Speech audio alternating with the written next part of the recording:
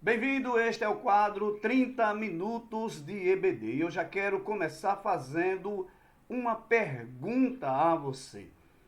O amor é um mandamento ou um sentimento? Melhor ainda, o amor cristão é algo que uma pessoa consegue gerar por si mesmo, ou seja, da sua própria natureza, ou ele é obra da graça do Espírito Santo de Deus? E por que eu estou perguntando isto? Eu estou perguntando porque a próxima lição da Escola Bíblica Dominical que estudaremos no próximo domingo vai tratar exatamente deste assunto. O tema da lição é uma igreja cheia de amor. E é sobre este assunto que eu quero trazer aqui comentário bíblico, teológico e no final do vídeo uma aplicação pessoal ou muitas aplicações pessoais e práticas para uma boa absorção daquilo que nós estamos estudando. Eu sou o professor Júnior Mendes e quero convidar você a ficar aqui comigo neste vídeo para juntos estudarmos a lição ou mais uma lição da Escola Bíblica Dominical.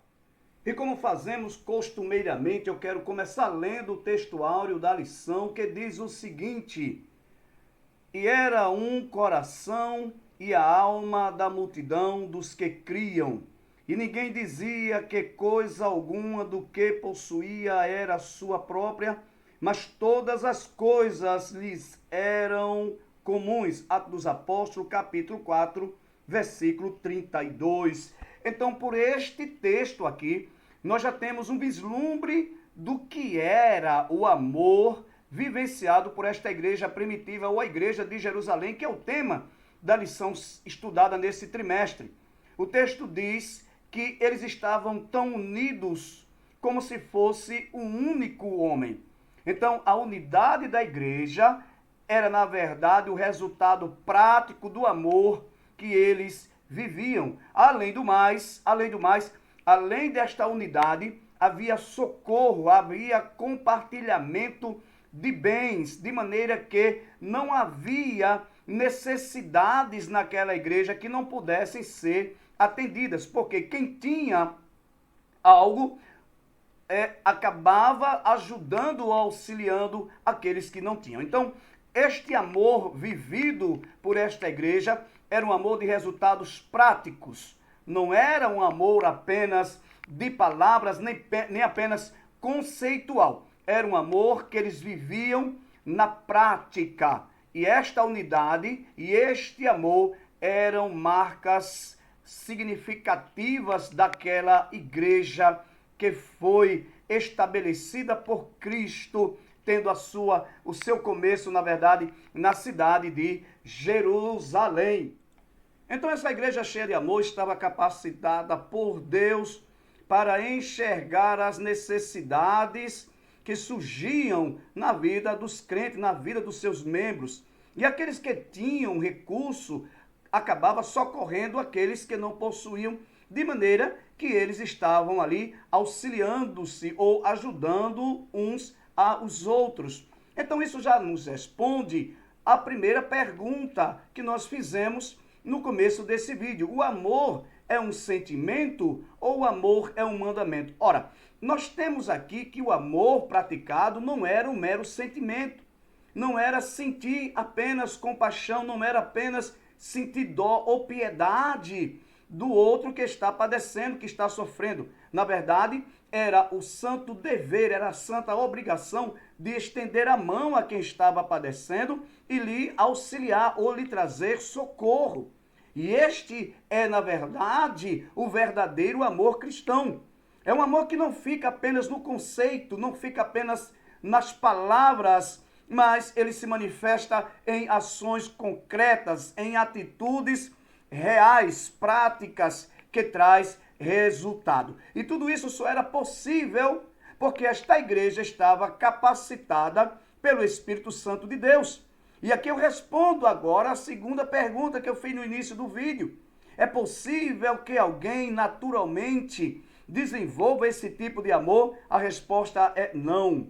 Este amor é resultado da graça divina. Este amor é resultado da operação direta do Espírito Santo na vida do crente. Lembra? A gente estudou que esta igreja era uma igreja cheia do Espírito Santo. E, portanto, estava também cheia de amor. Não era somente cheia de poder, não era somente cheia da capacidade de pregar fielmente a palavra de Deus, não era somente cheia de capacidade de defender seus princípios e valores. Era uma igreja cheia de amor e, portanto, estava, na verdade, vivendo o verdadeiro mandamento do nosso Senhor Jesus Cristo, que havia dito aos seus discípulos: um novo mandamento eu vos dou, que amai-vos uns aos outros. Então, o amor bíblico não é um sentimento apenas, ele é muito mais do que isto. Ele é um mandamento, é um santo dever que o crente precisa exercer. E ele exerce isso capacitado pelo Espírito Santo. O apóstolo Paulo vai dizer aos Romanos, no capítulo 5 e versículo 5, porque o amor de Deus está derramado nos nossos corações pelo Espírito Santo. Então é o Espírito Santo que derrama o amor no coração do crente e, portanto, o capacita a viver de forma prática o amor e dar testemunho de que ele é verdadeiramente um discípulo do nosso Senhor Jesus Cristo, que a todos amou e por todos se entregou na cruz do Calvário. Então, o primeiro tópico desta lição vai nos informar a respeito do crescimento da igreja. O primeiro tópico diz o amor manifestado na comunhão cristã. E o autor diz que esta igreja estava em franco crescimento. Na verdade, quando a gente lê Atos dos Apóstolos, no primeiro capítulo vai dizer que aproximadamente 120 crentes haviam se reunidos para buscar a Deus e esperar a promessa do batismo no Espírito Santo. Mas, após a pregação de Pedro, já no dia da inauguração da igreja, a Bíblia diz que aproximadamente ou quase 3.000 pessoas aceitaram a fé e foram congregadas àquela igreja. Então nós temos aí já um crescimento exponencial. E na medida que o tempo ia passando, esta igreja ia crescendo. É importante dizer aqui que na medida que uma igreja cresce, os teus desafios também crescem. Os seus problemas também crescem. As suas necessidades também aumentam. É claro que, em essência, uma igreja pequena também vai ter as suas necessidades, as suas dificuldades. Mas isto é notório, quando esta igreja começa a crescer, esta dificuldade e necessidade tende a crescer também. Então, o que fazer mediante o crescimento da igreja e esses desafios que foram surgindo na medida que a igreja crescia? Aqueles crentes uniam-se em amor, praticavam o verdadeiro amor. Porque um crescimento da igreja, ou os problemas advindos desse crescimento, não pode ser empecilho ou pedra de tropeço para impedir este avanço do reino de Deus. É preciso que a igreja continue crescendo, é preciso que o reino continue avançando. E para isso os crentes precisam estar unidos, unidos em amor, unidos pelo vínculo do amor. Olha que coisa maravilhosa, a igreja de Jerusalém tinha, na verdade, este princípio. O escritor diz aqui no segundo tópico que somente o amor poderia manter o elo fraterno entre os crentes. Somente o amor pode unir as pessoas. E mais uma vez, este amor não é um mero sentimento, como já foi dito, e este amor também não anula as nossas diferenças, de maneira nenhuma. Pelo contrário, ele nos capacita a suportar os defeitos, as falhas dos outros, e os outros suportarem os nossos defeitos e as nossas falhas. É isto que o amor faz, o amor verdadeiro, o amor que é derramado pelo Espírito Santo no coração do crente. E na medida que esta igreja ama, na medida que esta igreja está unida, obedecendo a Cristo e socorrendo os mais necessitados, ou seja, exercendo o amor de maneira prática, esta igreja vai crescendo. E esta igreja, ela tem uma vida exterior, porque ela prega o evangelho, porque ela dá testemunho de Cristo, porque ela opera milagres no poder de Deus, mas ela tem uma vida interior, ela tem as suas demandas interiores, como todas as igrejas possuem, e isto era resolvido entre eles, porque o texto vai dizer que aqueles que possuíam herdades ou riquezas ou propriedades, quando havia uma necessidade, eles vendiam para socorrer aqueles mais necessitados. Não é como alguém pensa que os crentes que eram abastardos, quando estavam agora na fé cristã, vendiam tudo, se desfaziam de tudo para entregar tudo à igreja. Não era assim que funcionava. Na verdade, nós vamos tendo conhecimento, lendo e estudando, de que estas demandas eram atendidas, na medida que estas necessidades eram surgidas ou que iam aparecendo. Então, na medida que aparecer necessidade, os crentes que possuíam recurso, por amar, por estar desprendido das coisas materiais, por não estar, na verdade, tomado por um sentimento materialista, mas dominado pelo santo dever de amar, e de amar com demonstração, de amar com exemplo, de amar com atitude, de amar com ação. Então este é um dos grandes ensinamentos desta lição, que não fiquemos no amor por palavras. Então o amor é, na verdade, o instrumento do Espírito Santo que vai sustentar esta igreja, que vai manter esta igreja unida, como o próprio texto diz, como se fosse uma só pessoa. Era como se todo mundo tivesse o mesmo coração, o mesmo propósito, a mesma missão. E Cristo derramava graça sobre a sua igreja. E o Espírito Santo usava com poder, não somente os apóstolos, mas os outros crentes também, que davam testemunho com grande autoridade no poder do Espírito Santo. E este modelo de igreja, e este exemplo de igreja, e esta prática desta igreja, acabava atraindo as pessoas para tornarem-se também salvas em Jesus Cristo. Então, o segundo tópico da lição vai nos dizer que a manifestação do amor era a própria manifestação da graça, ou seja, o amor só era vivenciado porque aqueles crentes estavam cheios do Espírito Santo e estavam agraciados por Cristo, estavam cheios da graça. E a graça, como manifestação do Espírito Santo, enchia aqueles crentes de amor. Agora, é preciso compreender que o Espírito Santo só atua, só opera num ambiente que lhes é propício. Num lugar ou numa comunidade onde, ao invés da união, impera a desunião, ao invés da comunhão, impera, na verdade, a divisão, não há espaço para a operação do Espírito Santo de Deus. Não há espaço para Deus atuar na vida destes crentes. Então é preciso compreender que é o ambiente da igreja, este ambiente de unidade, que vai proporcionar ou propiciar esta operação do Espírito Santo no meio do seu povo, enchendo os crentes de graça para que possam amar-se uns aos outros, cumprindo a palavra de Deus.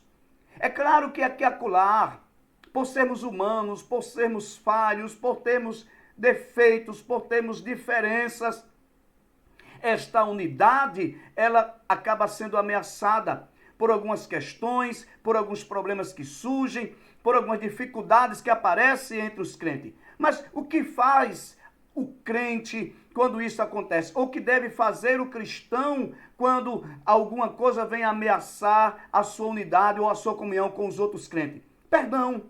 Precisa perdoar e pedir perdão quando é necessário. Sem o verdadeiro perdão, sem a sinceridade do perdão, não vai existir unidade. Todos nós estamos passíveis de ferir alguém, de ferir o outro e também de sermos feridos. Mas isso é preciso ser solucionado, é preciso ser atacado com rapidez para que haja unidade e o ambiente continue sendo favorável à operação do Espírito Santo. E como se faz isto? Oferecendo perdão e pedindo perdão quando for necessário. Então o crente precisa ter a capacidade de perdoar. O crente que ama, irmãos, ele perdoa.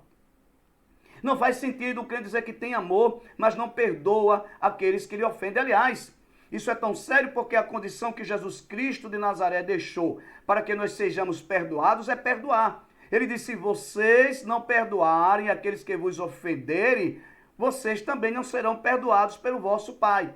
Então, a igreja que perdoa, uma igreja onde os crentes perdoam-se uns aos outros, suportam uns aos outros a falha, o defeito. Esta igreja vai sendo ajudada por Deus. Este ambiente vai sendo um ambiente propício à operação do Espírito Santo. Portanto, a manifestação do poder, a manifestação dos dons, que é fundamentada na operação do amor. Porque dons que se manifestam sem amor acaba se tornando antibíblico. Não é bíblico dizer que uma determinada igreja está cheia de dons, mas está vazia ou desprovida do amor, visto que o amor é a base de toda a operação do poder de Deus e do poder do Espírito Santo. Então, a igreja perdoa, os crentes se perdoam e, portanto, o Espírito Santo continua a operar. O segundo subtópico deste segundo tópico diz: a graça como favor imerecido. Ou seja, nenhum de nós merecíamos sermos alcançados pela graça de Deus. Não, nenhum de nós merecíamos sermos alvo das misericórdias do amor de Deus. Mas a graça nos alcançou. E é esta graça de Deus que gera este dinamismo, este ambiente onde os crentes amam-se uns aos outros e ajudam-se mutualmente e continuam marchando em direção ao alvo que está proposto para cada um de nós. Olha o que a lição vai nos dizer aqui no segundo tópico. Uma igreja dinâmica que demonstra amor para com seu próximo e na qual o Espírito Santo se manifesta de forma abundante, é uma igreja que reflete a graça de Deus. E reflete essa graça de Deus onde? Somente na igreja, somente no lugar de culto, somente no ambiente de adoração? Não. Reflete esta graça de Deus na sociedade. E, portanto, ela se torna um instrumento de transformação e um modelo de amor, de união, de unidade na fé e no Espírito Santo. Então, o subtópico 2 vai trazer exatamente a respeito disso. E o escritor vai nos dizer que este amor, ele precisa ser, mais uma vez, mais do que palavras, ele precisa ser atitudes, precisa ser um amor manifestado em atos. E eu quero ler com vocês alguns textos aqui na palavra de Deus. Você pode pegar a sua Bíblia e acompanhar esta leitura. A primeira leitura é a carta do apóstolo Paulo aos Tessalonicenses, no capítulo 4 e no versículo 9. Olha o que Paulo está dizendo: quanto, porém, ao amor fraternal, não necessitais de que vos escreva, visto que vós mesmos estáis instruídos por Deus, que vos ameis uns aos outros. O que é que o apóstolo Paulo está dizendo? Ele está dizendo que a instrução do amor é uma instrução do próprio Deus. E Cristo trouxe essa instrução. Cristo, que é Deus, trouxe essa instrução para os seus discípulos, quando disse: um novo mandamento eu vos dou, amai-vos uns aos outros. E Paulo está dizendo à igreja, aos Tessalonicenses, à igreja de Tessalônica, que ele não precisava instruir. Ora, Paulo estava dando instruções através desta epístola àqueles crentes, mas quando ele chega para falar do amor, ele diz: eu não preciso instruir vocês, porque vocês já estão instruídos, vocês já sabem o que fazer. Agora, uma coisa é você saber o que fazer e outra coisa é você, de fato, fazer. Há um abismo enorme, imenso, entre saber e efetuar executar o que se sabe. Então Paulo disse: vocês já sabem, portanto, amem-se. Amem-se no poder do Espírito de Deus. E mais um texto para nós, 1 Coríntios, capítulo 15, versículo 10, para que nós possamos fundamentar aquilo que estamos estudando e aquilo que será ensinado por cada professor no próximo domingo, fundamentar com a palavra de Deus. Primeira carta de Paulo aos Coríntios, no capítulo 15 e versículo 10, ele vai dizer assim: mas, pela graça de Deus, sou o que sou, e a sua graça para comigo não foi vã. Antes trabalhei muito mais do que todos eles, todavia não eu, mas a graça de Deus que está comigo. O que o apóstolo está dizendo aqui? Ele está dizendo que tudo o que ele é e o que ele faz na igreja, como um santo homem de Deus, como um crente em Jesus, é resultado da graça que está na vida dele. Porque se não tivermos a graça de Deus conosco, nós não conseguiremos amar de verdade, nós não conseguiremos perdoar de verdade, nós não seremos crentes de verdade. Somente pela atuação da maravilhosa graça é que nós podemos nos tornar esta pessoa que dá testemunho do poder e da graça de Deus em nossas vidas. Então o apóstolo está dizendo aqui que o resultado da sua vida, da sua obra, daquilo que ele faz, daquilo que ele é a graça de Deus. Mas um texto para nós, nas Sagradas Escrituras, está em 1 João capítulo 3 e versículo 18, onde o apóstolo vai dizer o seguinte: meus filhinhos, não amemos de palavra nem de língua, mas por obra e em verdade.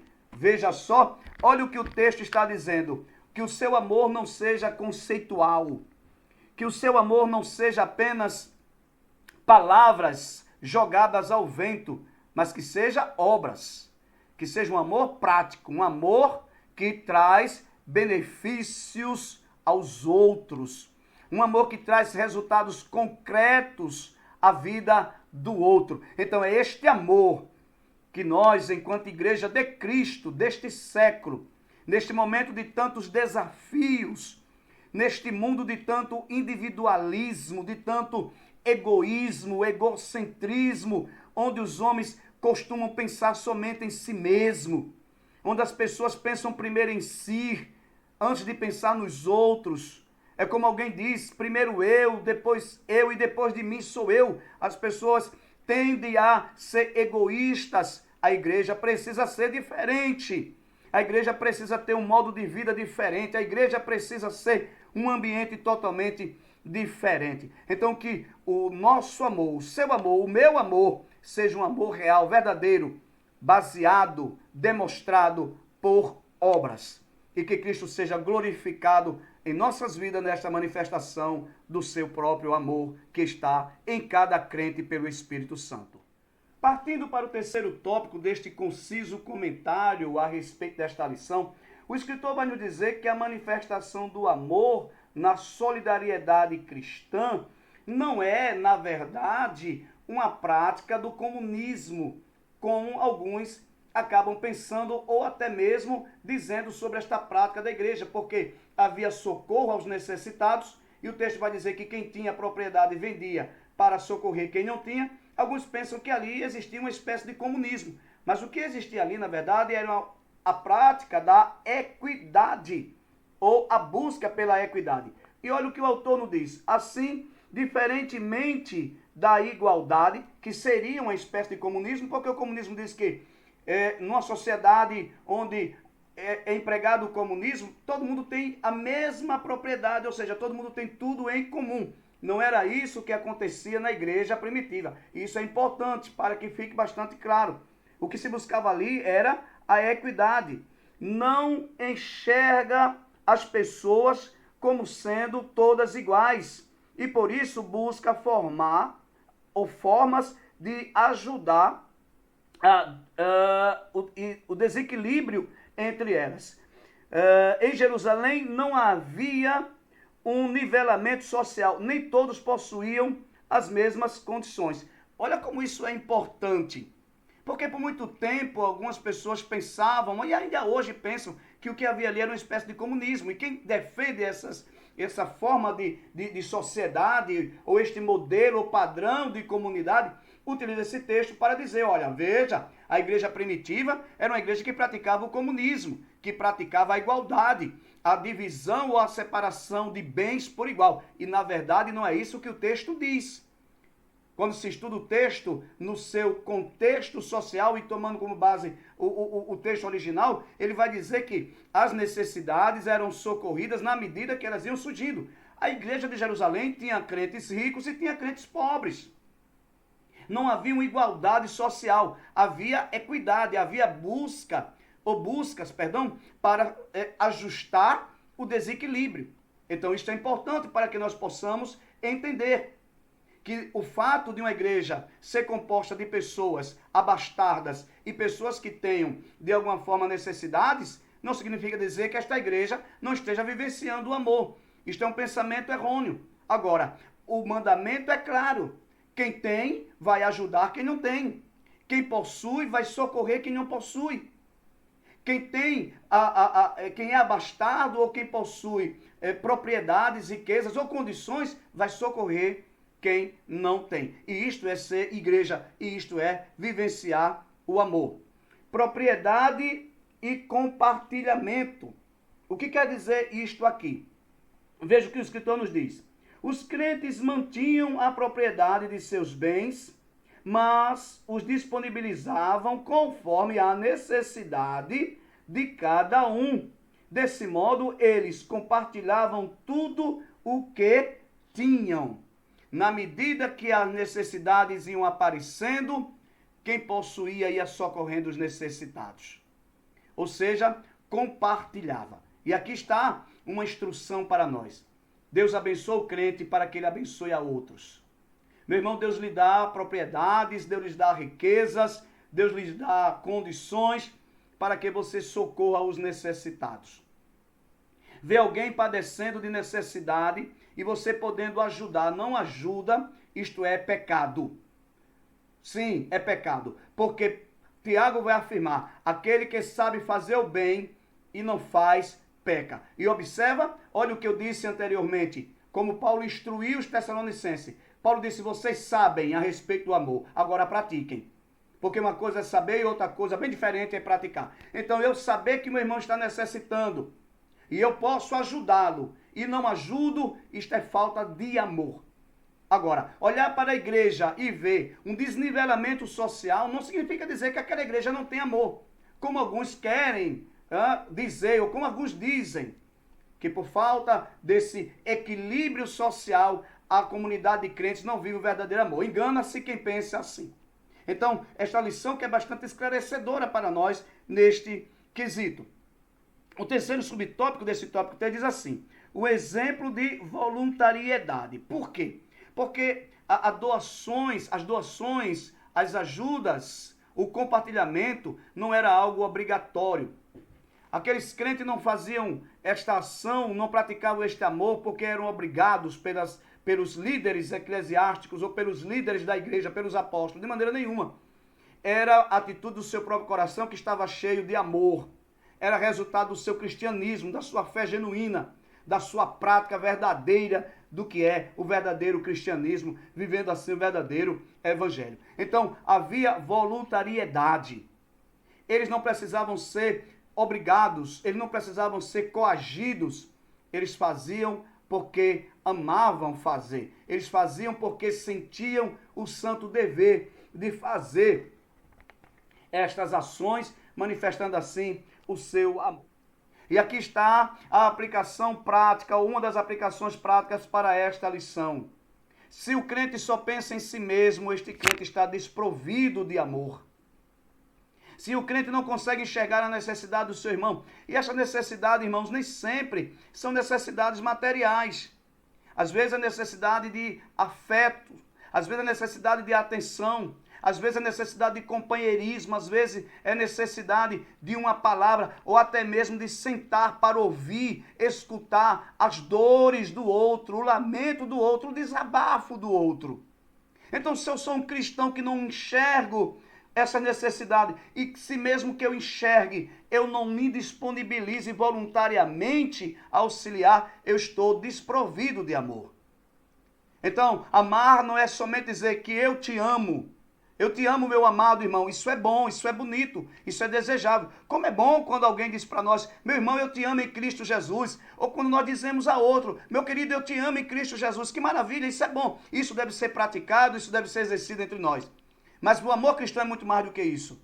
O amor cristão é você enxergar o outro, enxergar a necessidade dele. E se você puder ajudar, você se prontificar voluntariamente, estar disponibilizado e compartilhar aquilo que Deus te deu com o seu irmão. Se este vídeo de alguma maneira está ajudando você, eu quero pedir para que você deixe um comentário, para que você dê o seu like, ou seja, curta este vídeo, e que também você possa compartilhar com outros crentes, com os crentes que precisam escutar esse ensinamento.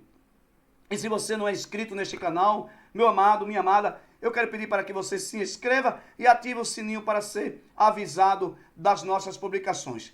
Porque estaremos semanalmente publicando vídeos sobre as lições da Escola Bíblica Dominical. E se Jesus de Nazaré não voltar até lá, até o próximo vídeo, que Deus te abençoe.